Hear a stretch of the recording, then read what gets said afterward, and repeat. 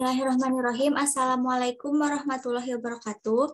Kami dari kelompok 15 akan mempresentasikan hasil tugas kami untuk mata kuliah Farmasi Fisika yang berjudul Fenomena Antarmuka.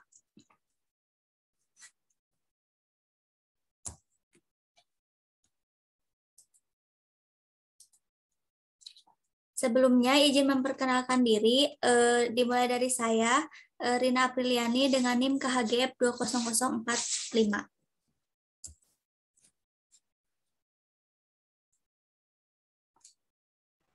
Ya, dan saya Risana dengan NIM KHGF 20015. Yang pertama itu ada antarmuka. Apa itu antarmuka? Antarmuka itu bila mana beberapa fase berada bersama-sama, maka batas di antara fase-fase ini dinamakan antarmuka atau interface. Yang selanjutnya yaitu fenomena antarmuka. Fenomena antarmuka adalah sesuatu yang terjadi pada batas antara dua fase yang tidak saling campur. Contohnya pada serangga yang di atas permukaan air, hewan tersebut tidak akan masuk dalam permukaan air, tetapi ia ada di atas permukaan air. Nah, fenomena seperti ini karena hewan ini ada suatu antarmuka atau permukaan yang menjadikan batas di mana hewan ini bisa mengambang di atas permukaan air. Nah, selanjutnya yaitu macam-macam fenomena antarmuka. Yang pertama, ada antarmuka cairan, contohnya pada aerosol dan emulsi. Yang kedua, antarmuka padatan, contohnya pada adesi antar granul, tablet berlapis, dan aliran partikel-partikel. Yang ketiga, ada fenomena antarmuka pada sediaan farmasi, yaitu yang pertama ada absorpsi obat pada eksipien dalam sediaan, yang kedua ada penetrasi molekul dalam membran biologis, yang ketiga ada pembentukan dan kestabilan emulsi, dan keempat ada pembuatan suspensi. Yang selanjutnya yaitu penggolongan antarmuka. Untuk fase pertama gas dengan gas, tipe dan contohnya tidak ada kemungkinan ada antarmuka. Yang kedua gas dengan cairan, tipenya permukaan cairan, contohnya pada air yang berada di atmosfer.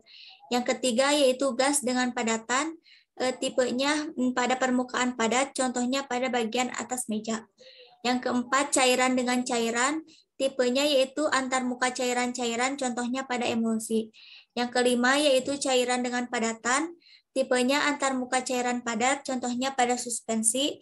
Dan yang terakhir padatan dengan padatan, tipenya yaitu antarmuka padatan-padatan, contohnya pada partikel-partikel serbuk yang sering mendekat. Yang selanjutnya yaitu fenomena antarmuka dalam bidang farmasi. Yang pertama ada faktor yang sangat penting antara lain mempengaruhi penyerapan obat pada bahan pembantu padat dalam obat jadi. Yang kedua yaitu penetrasi molekul melalui membran biologis. Yang ketiga yaitu pembentukan dan kestabilan emulsi dan dispersi partikel tak larut dalam media cair untuk membentuk sediaan suspensi. Fenomena antarmuka yang pertama yaitu ada tegangan permukaan. Tegangan permukaan ini yaitu gaya persatuan panjang pada permukaan yang melawan ekspansi luas permukaan untuk mengimbangi tarikan ke dalam antara fase cair dan udara. Ada pula faktor yang mempengaruhi tegangan permukaan. Yang pertama ada suhu. Suhu ini, bila suhu naik, maka tegangan permukaannya turun, sebab energi kinetik molekul meningkat. Yang kedua, zat terlarut. Zat terlarut ini terbagi menjadi 3. Yang pertama ada garam anorganik. Dalam garam anorganik ini, maka tegangan permukaannya naik, karena gaya tarik-menarik adesi lebih dari kohesi, sehingga konsentrasi zat terlarut di permukaan akan lebih kecil daripada dalam larutan. Yang kedua ada asam organik, alkohol, ester, dan eter, maka tegangan permukaannya menurun karena molekulnya teradsorpsi pada antar permukaan. Yang ketiga ada surfaktan. Pada surfaktan ini, bila konsentrasi rendah, maka tegangan permukaannya menurun karena molekul surfaktan teradsorpsi pada permukaan cairan. Yang kedua, bila konsentrasinya tinggi, maka tegangan permukaannya permukaan mendatar pada CMC, membentuk agregat misel. Yang selanjutnya yaitu perhitungan tegangan permukaan, yaitu gamma sama dengan FB per 2L atau FB sama dengan 2 kali L kali gamma. Dengan gamma yaitu tegangan permukaan, FB yaitu gaya memecah film, dan L panjang batang penggerak. Yang kedua ada energi bebas permukaan. Pada energi bebas permukaan ini yaitu kerja yang harus dilakukan untuk memperbesar permukaan dengan satuan luas. Dengan rumus W sama dengan gamma kali delta A. Dengan W yaitu kenaikan energi bebas permukaan, gamma yaitu tegangan permukaan, dan delta A yaitu kenaikan luas. Pada metode pengukuran tegangan antarmuka ada dua. Yang pertama yaitu metode kenaikan kapiler, digunakan untuk mengukur tegangan permukaan. Prinsip kerjanya, bila suatu kapiler dimasukkan dalam labu berisi zat cair, maka pada umumnya zat cair akan naik di dalam tabung sampai jarak tertentu. Dengan mengukur kenaikan ini, tegangan muka dapat ditentukan karena diimbangi oleh gaya gravitasi ke bawah dan bobot dari cairan tersebut. Dengan rumus gamma sama dengan setengah kali R kali H kali Rho dan kali G. Dengan gamma yaitu tegangan permukaan, R diameter dalam kapiler, H ketinggian sampel, Rho kerapatan sampel, dan G gaya gravitasi. Yang kedua ada metode Dunoy. Tensiometer Dunoy dipakai untuk mengukur tegangan permukaan dan tegangan antarmuka. Prinsip kerjanya, gaya yang diperlukan untuk melepaskan suatu cincin platina, iridium yang dicelupkan pada permukaan atau antarmuka adalah sebanding dengan tegangan permukaan dan tegangan antarmuka. Gaya yang diperlukan tersebut dalam satuan din. Dengan rumus gamma sama dengan yang dibaca pada penunjuk dalam din per 2 dikali keliling cincin dikali faktor koreksi. Yang selanjutnya akan dibacakan oleh Risana. Adsorpsi pada cairan pada antarmuka cairan. Adsorpsi molekul-molekul dan ion-ion tertentu apabila terdispersi dalam cairan akan bergerak dengan sendirinya ke arah antarmuka masing-masing fase. Absorpsi adalah hanya terdispersi di permukaan fase saja.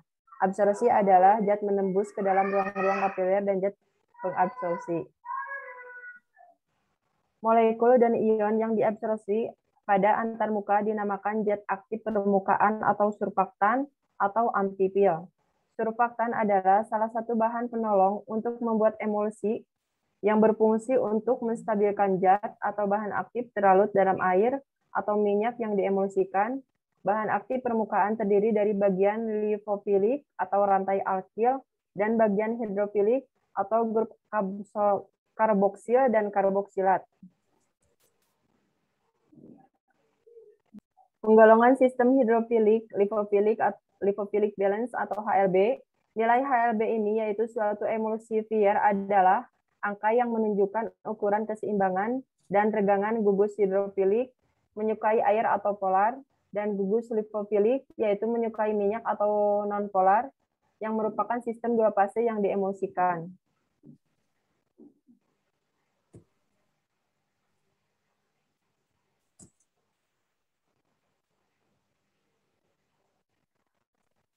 Nilai-nilai HLB dari sejumlah zat amfifilik yang biasa dipakai dapat dilihat pada tabel di bawah ini. Untuk zat asam oleat, HLB-nya yaitu 1. Untuk gliserin monostearat, untuk HLB-nya yaitu 3,8. Untuk sorbitan monoelat atau SPAN 80, HLB-nya yaitu 4,3. Untuk sorbitan monoloirat SPAN 20, HLB-nya yaitu 8,6. Untuk triotanolamin oleat yaitu 12,0. Untuk polioksietilena sorbitan monoelat atau twin 80, HLB-nya yaitu 15.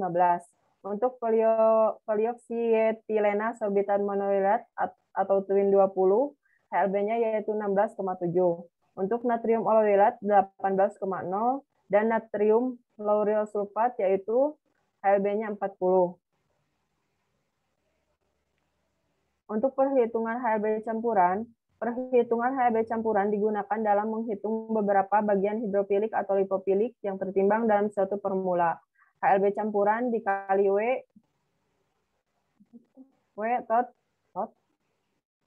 sama dengan HLB 1 dikali W2 ditambah HLB2 dikali W2.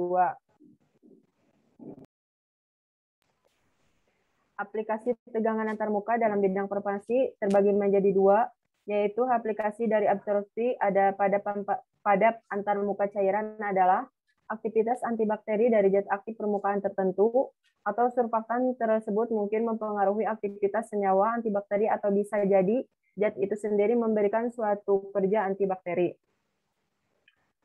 Contohnya, dengan konsentrasi rendah surfaktan, pada heklireksinol akan membantu penetrasi zat tersebut ke dalam cacing, kremi, atau askaris. Hal ini disebabkan karena terjadinya penurunan tegangan antarmuka, antar fase cair dan dinding sel organisme, sehingga mempermudah absorpsi penyebaran dinding sel heksirolsinal di atas permukaan cacing.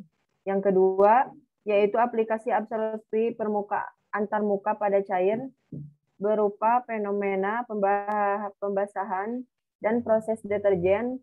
Zat pembasah yang merupakan suatu surfaktan dapat menurunkan sudut kontak dengan membantu memindahkan fase udara pada permukaan dan menggantikannya dengan suatu fase cair. Contohnya, pendispersian obat-obat seperti sulfur, arang, dan serbuk lain dengan air. Misalnya pemindahan udara dari metrik kapas dan perban penyerap sehingga larutan obat bisa diabsorpsi untuk pemakaian pada berbagai daerah tubuh. Deterjen adalah surfaktan yang digunakan untuk menghilangkan kotoran. Proses deterjensi adalah suatu proses kompleks penghilang benda-benda asing dari permukaan.